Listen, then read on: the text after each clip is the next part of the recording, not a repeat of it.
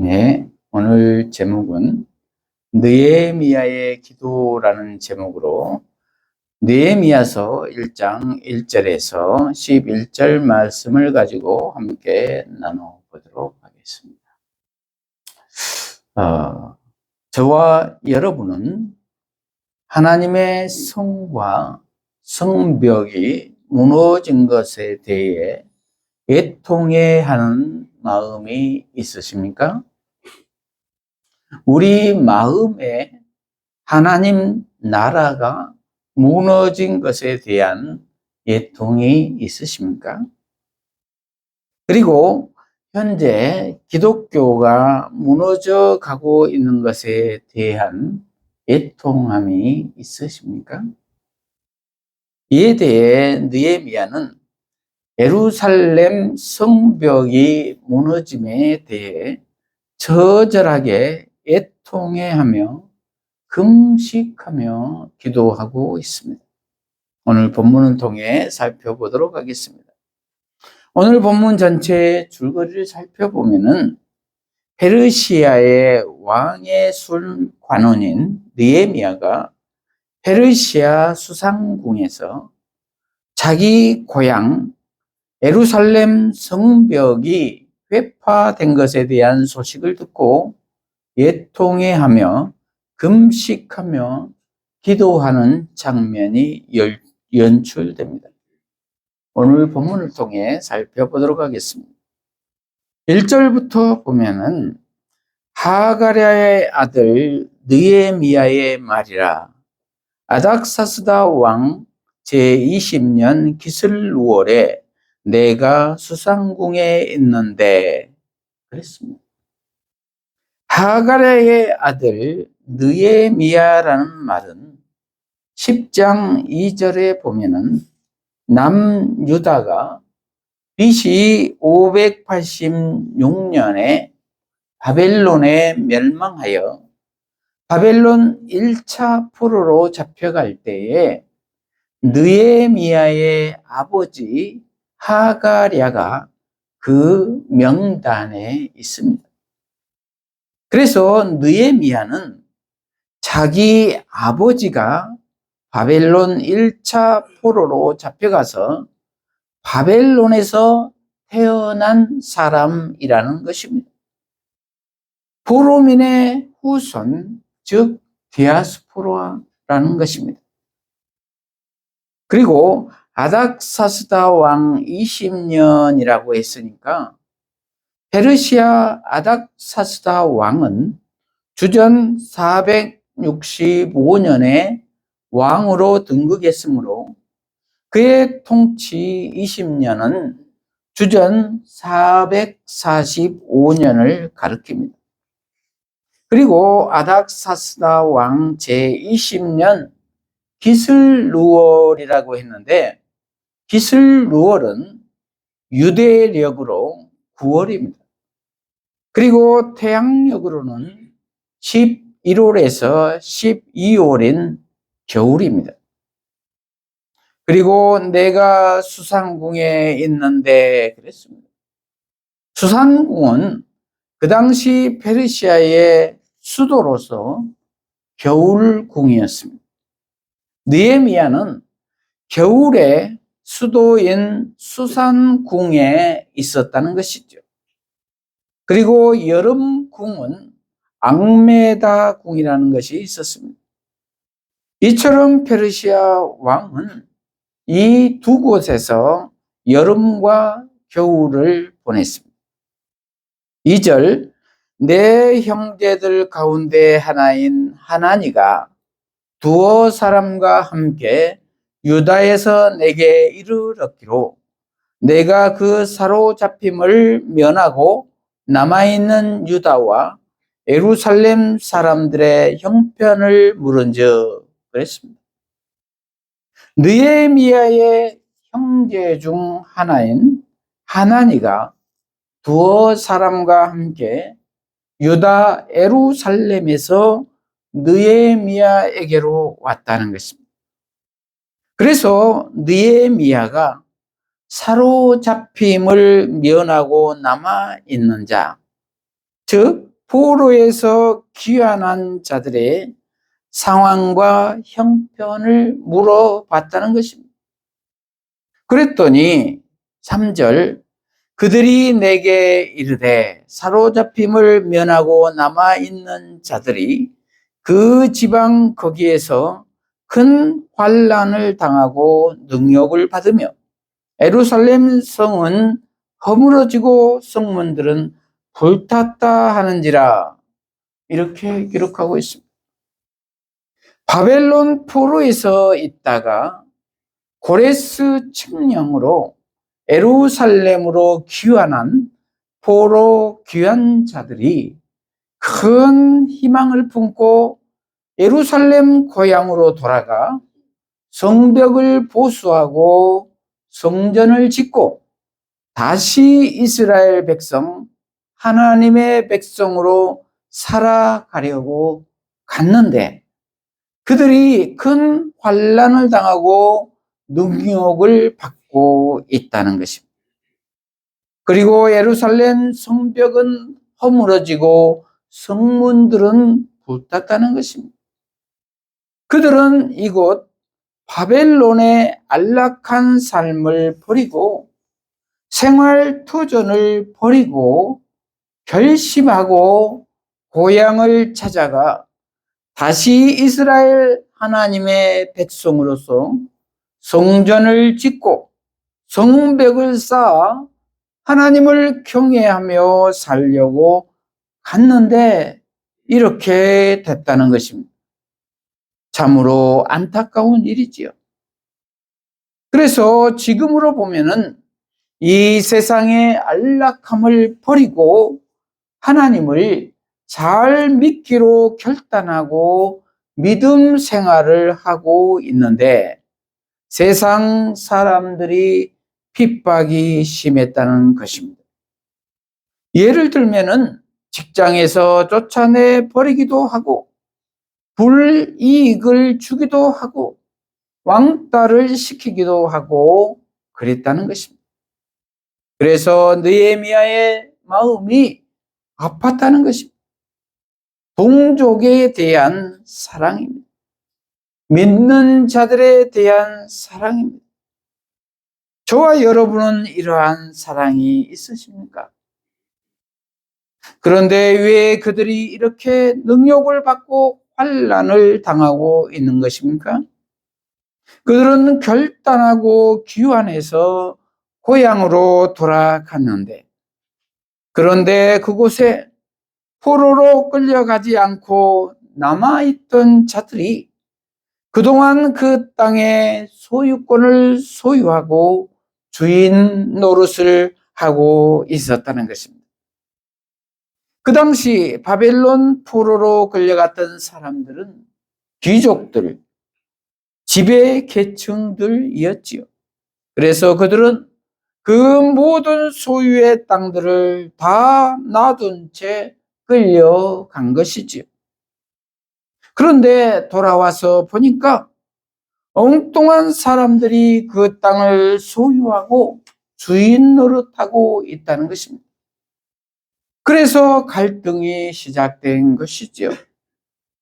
그래서 그들에게 능욕을 당하고 환난을 당하고 다시 지은 예루살렘 성벽은 다 허물어지고 성문은 불타버렸다는 것입니다.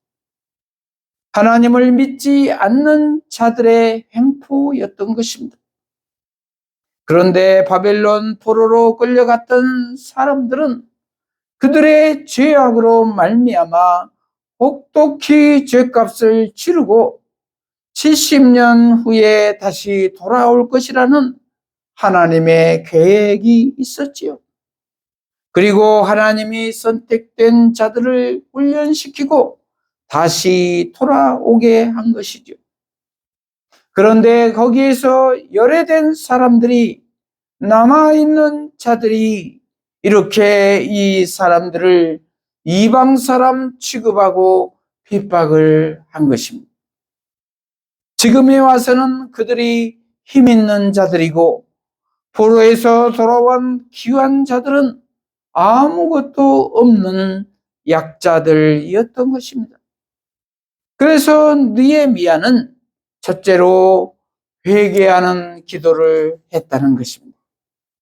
4절, 내가 이 말을 듣고 앉아서 울고 수일 동안 슬퍼하며 하늘의 하나님 앞에 금식하며 기도하여 그랬습니다. 느헤미야는 이 예루살렘의 소식을 듣고 앉아서 수일 동안 슬퍼하며 울며 기도했다는 것입니다. 그리고 하늘의 하나님 앞에서 울며 금식하며 기도했다는 것입니다.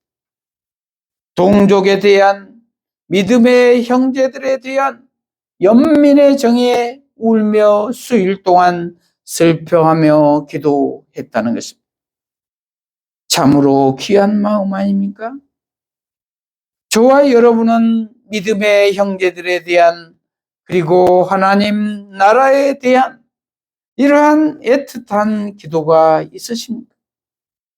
또한 내 마음에 하나님 나라가, 샬롬이, 주님의 평화가 이렇게 무너져 있는 것에 대한 애통의 마음이 있으십니까?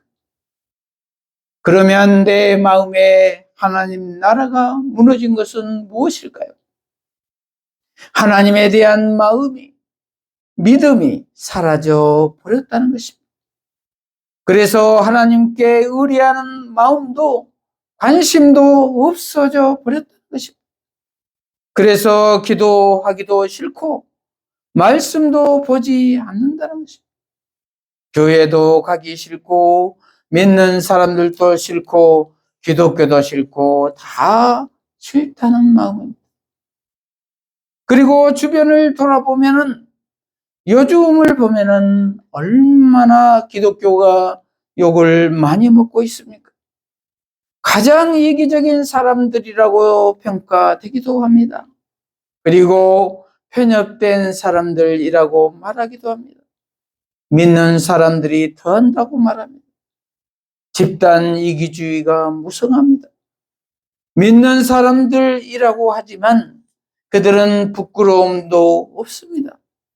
나만 잘 살면 된다는 각자 도생의 모습들이 보입니다. 사랑이 없습니다. 하나님 사랑, 이웃 사랑을 찾아볼 수가 없습니다. 하나님 나라의 성벽이 허물어진 모습들입니다. 이러한 모습들에 대한 애통한 마음이 있느냐는 것입니다. 이러할 때 저와 여러분은 느헤미야처럼 나를 위한 기도, 이웃을 위한 기도, 민족을 위한 기도, 하나님 나라를 위한 기도, 교회를 위한 기도, 이러한 회개의 기도를 해야 할 줄로 믿습니다. 둘째로 언약을 붙잡는 기도입니다. 언약을 붙잡고 기도한다는 말입니다. 5절, 이르되 하늘의 하나님 여호와 크고 두려우신 하나님이여, 주를 사랑하고 주의 계명을 지키는 자에게 언약을 지키시며 긍휼을 베푸시는 주여 간구하나이다. 이렇게 느헤미야는 기도하고 있습니다.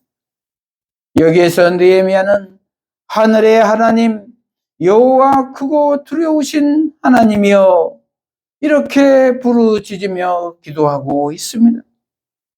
그런데 페르시아 땅에서 이렇게 기도하기가 쉽지 않습니다. 그 당시 페르시아는 이방 땅으로서 페르시아의 주요 신은 아우라 마즈다였습니다. 그런데 느헤미야는 지금 이방 땅에서 하늘의 하나님 여호와를 부르고 있는 것입니다. 이방 땅에서 태어난 보로민의 후손인, 즉 디아스포라에게 이러한 믿음이 있다는 것은 놀라운 일입니다. 그러므로 하나님이 하신 일이지요. 언약의 하나님이 약속을 지키며 인도하신 것이죠. 이방 왕인, 페르시아 왕인 고레스를 통해 성전을 짓도록 고향으로 돌아가게 배려해 준 것도 하나님이 고레스에게 감동을 주어 그렇게 했지요. 하나님이 하신 일이죠. 그리고 느헤미야도 마찬가지입니다. 하나님이 성벽이 무너진 그곳을, 예루살렘 성을 다시 회복시키기 위해 느헤미야에게 그러한 기도의 마음과 믿음을 주신 것입니다. 그래서 느헤미야는 이방 땅에도 여전히 하나님 여호와는 살아계시며 역사하고 계신다는 것을 믿기 때문에 이렇게 기도하는 것입니다. 저와 여러분은 하나님이 안 계신 것 같은 상황에서 이러한 기도를 할 수가 있겠습니까? 창세기 28장에도 보면은 야곱은 형 에서와 문제로 고향을 떠나 이방 땅 하란으로 도망해야 했습니다. 그러나 그 절망과 두피의 길에서 야곱은 베델에서 하나님을 만나게 됐지요. 창세기 28장 15절에는 내가 너와 함께 있어 내가 어디로 가든지 너를 지키며, 이렇게 하나님은 말씀하고 있습니다. 이 말은 곧 하나님은 이스라엘 땅에만 계시는 것이 아니라 어디에도 계시는 하나님이시라는 것입니다. 이와 동일한 체험을 느헤미야는 하고 있는 것입니다. 저와 여러분도 이러한 동일한 체험을 하시기를 축복합니다. 그리고 느헤미야는 주를 사랑하고 주의 계명을 지키는 자에게 언약을 지키시며 긍휼을 베푸시는 주여 간구하나이다, 이렇게 기도하고 있습니다. 주를 사랑하고 주의 계명을 지키는 자에게 언약을 지키시는, 긍휼을 베푸시는 하나님을 의지하며 기도하고 있는 것입니다. 그러면 주를 사랑하고 주의 계명을 지키는 자들이란 여기에서는 누구를 말합니까? 지금 예루살렘에서 핍박받고 있는 귀한 보로민들입니다. 믿는 자들입니다. 그들에게 하나님이 약속한 언약을 지켜주시라는 것입니다. 70년 후에 돌아오게 할 것이라는 말씀을 믿고 결단을 하고 귀한 포로민들을 지켜주시라는 것입니다. 그들은 안락한 삶을 버리고 하나님의 말씀을 따라 간 사람들 아니냐는 것입니다. 약속에 의거한 기도입니다. 언약을 지키시는 하나님, 약속을 지켜주십시오, 이러한 말입니다. 긍휼을 베푸시는 하나님, 도와주십시오, 이렇게 눈물로 기도하고 있는 것이 귀한 믿음입니다. 이방 땅에서 태어난 디아스포라 느헤미야, 참으로 대단한 믿음의 사람입니다. 하나님의 뜻을 이루려고 하나님은 이렇듯 믿음의 사람들을 세워주십니다. 참으로 세심하신 하나님이십니다. 이러한 언약의 하나님을 믿고 의지하며 기도하며 나아가는 저와 여러분이 되시기를 바랍니다.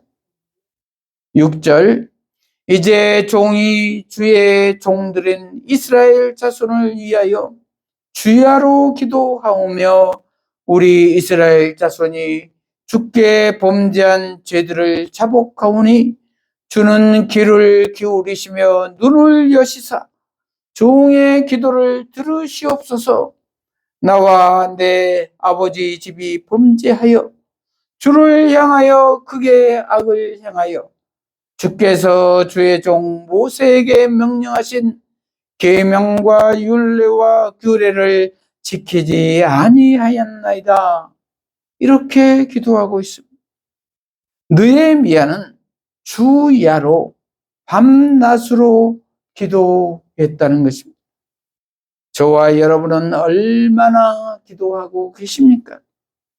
그 기도의 내용은 이스라엘 자손이 나와 내 아버지 집이 주께 범죄한 죄들을 열거하며 자복하며 기도한다는 것입니다.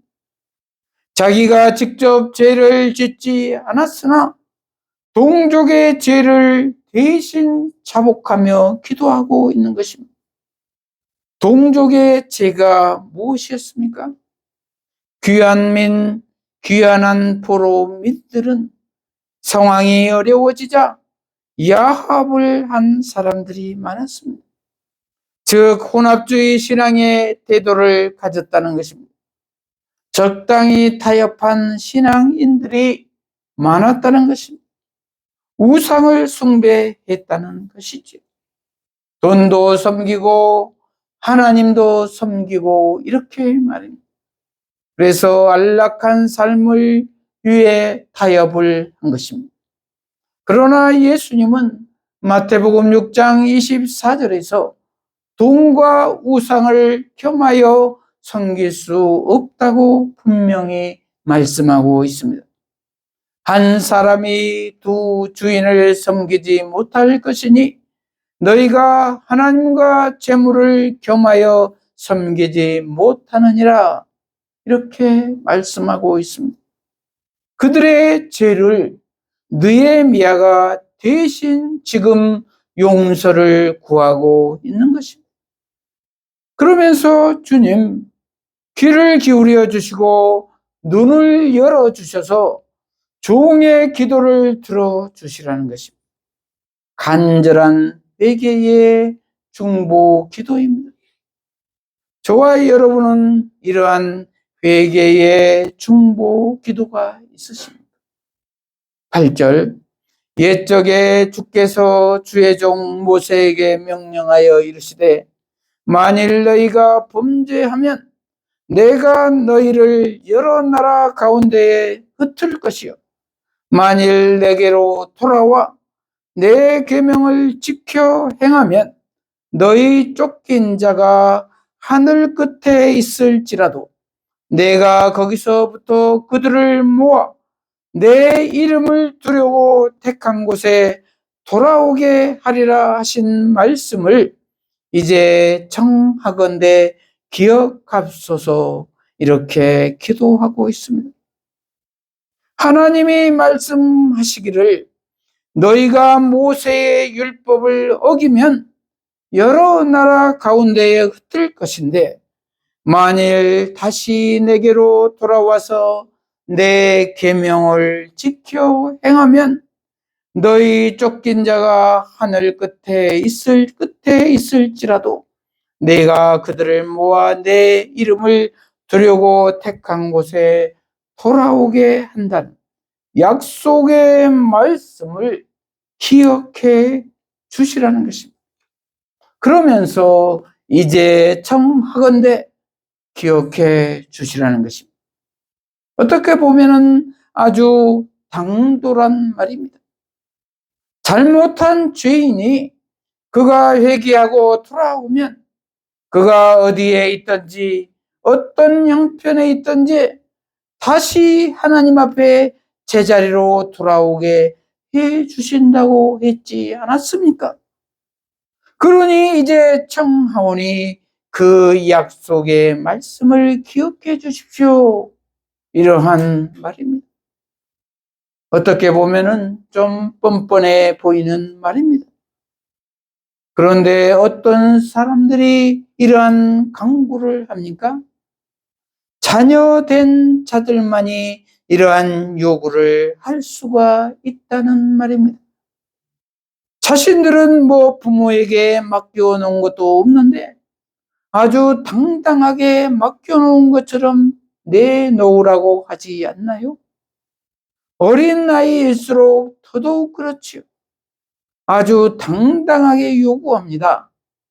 그러나 밉지 않다는 것이지요. 하나님 아버지도 그럴 것입니다. 저와 여러분은 하나님의 자녀이십니까? 예수님 안에서 양자된 자녀의 권리를 누리시기를 바랍니다. 예수님 안에 있으면 누구나 다 하나님의 자녀입니다. 그러므로 우리는 반드시 예수님을 나의 구주로 영접해야 할 줄로 믿습니다. 셋째로 은혜를 구하는 기도입니다. 은혜를 구하는 기도를 해야 한다는 말입니다. 10절, 이들은 주께서 일찍이 큰 권능과 강한 손으로 구속하신 주의 종들이여 주의 백성이니이다. 주여 구하오니 귀를 기울이사 종의 기도와 주의 이름을 경외하기를 기뻐하는 종들의 기도를 들으시고 오늘 종이 형통하여 이 사람 앞에서 은혜를 입게 하옵소서 하였나니 그때에 내가 왕의 술관원이 되었느니라. 이렇게 기도하고 있습니다.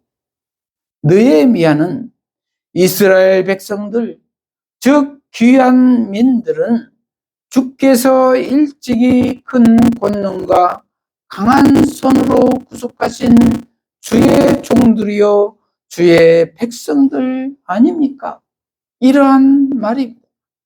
그러니 주여 구하오니 귀를 기울이사 종의 기도와 주의 이름을 경외하기를 기뻐하는 종들의 기도를 들어주시라는 것입니다. 그리고 오늘 종이 이 사람들 앞에서 형통하게 되도록 은혜를 입게 해 주시라는 것입니다. 이렇게 기도했더니 그때에 내가 왕의 술관원이 되었다는 것입니다. 왕의 술관원은 왕이 가장 신임하는 관리였습니다. 그래서 왕이 음식을 먹기 전에 먼저 먹어보고 괜찮으면 왕에게 권하도록 하는 직책이었습니다. 그러니 아주 중요한 자리이지요.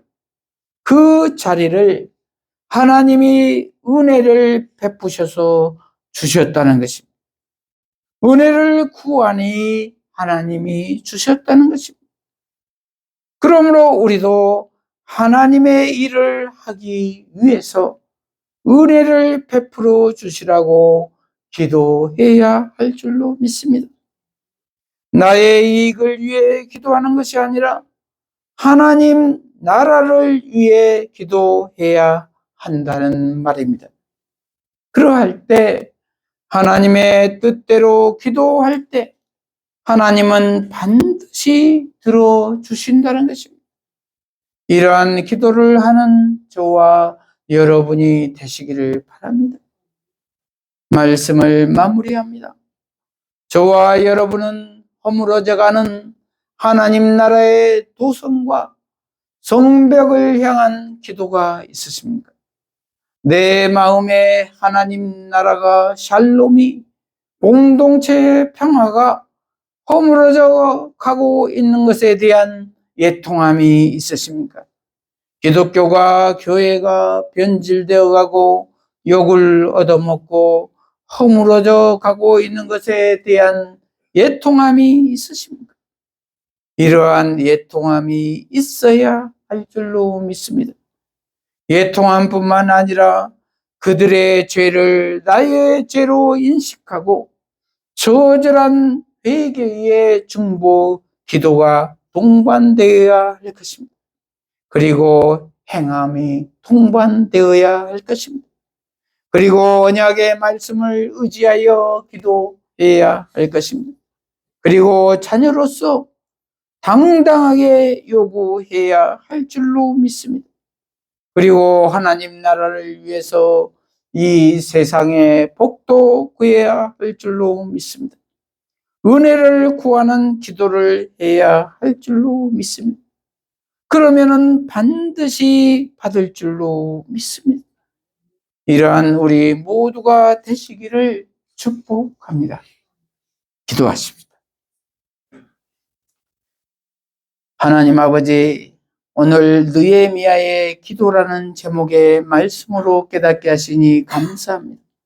우리 모두가 느헤미야처럼 하나님 나라의 도성과 성벽이 무너진 것에 대해, 나의 신앙과 기독교가 무너지고 있는 것에 대해 애통함이 있게 하시고, 그것을 나의 죄로 인식하고 처절하게 회개의 중보 기도를 하게 하여 주시옵소서. 또한 언약의 말씀을 붙잡고 하나님 앞에서 하나님의 자녀로서 당당하게 구하게 하여 주시옵소서. 그리고 하나님 나라를 위해 이 세상의 복과 하늘의 복을 받을 수 있도록 은혜를 구하는 기도를 하게 하여 주시옵소서. 그리하여 응답받아 하나님 나라를 더욱더 굳건하게 세워 나가게 하여 주시옵소서. 예수님 이름으로 기도합니다. 아멘. 이 시간 찬송가